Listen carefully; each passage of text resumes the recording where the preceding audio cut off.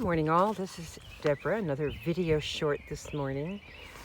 This is all about ground ivy, creeping Charlie, a plant by many names that comes up all over my property, considered by some to be an invasive. I find it to be something that I embrace, love having it come up anywhere. It's in the mint family. It has many uses besides just being a true beauty. These pretty little flowers are typical mint-like flowers. The plant itself doesn't have a strong mint smell, but it definitely has a strong taste and makes what I consider to be a delicious tea. This plant has many other names, including alehoof, hay maids, Lizzie, run up the hedge, cat's foot, robin, run in the hedge. It has been used and mentioned throughout history. A number of herbalists have written about its use and all the fun things that they have read about it. It was originally used in a gill ale, a popular drink in Saxon time. Hops eventually became part of beer, but that's another story. It's got its classic square stem, like the mint family has. Let's see if I can get in close here. Get you to take a look at these cute little flowers. They are really adorable. Now these, when they get tall like this, can be cut for cut flowers in a vase, which I'm going to do this morning.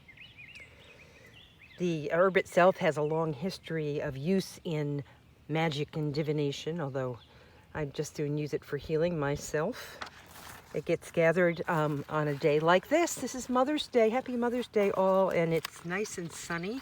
I'm going to gather it, and there's any number of possible things to do with it. I've already made an oil that I will use to make skin salves. I found it to be very useful in skin salves, very helpful to any type of lesion.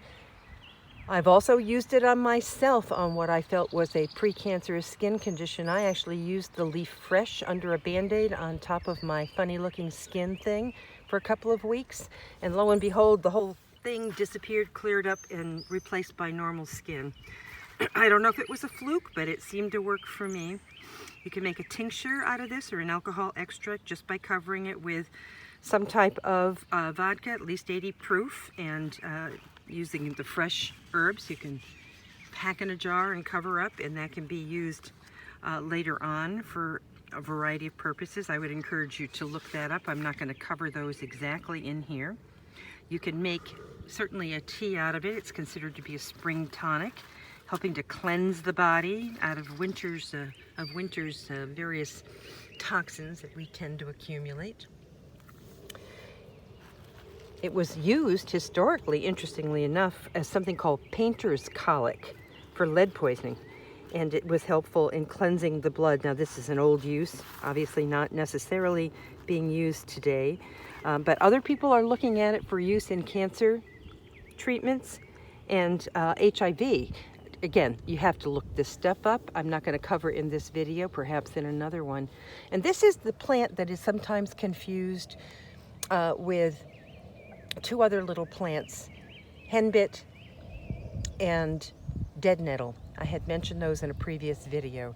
There are many similarities, but it is definitely a different plant. There's a nice close-up for you. There you have it, folks. Ground ivy, gill over the ground.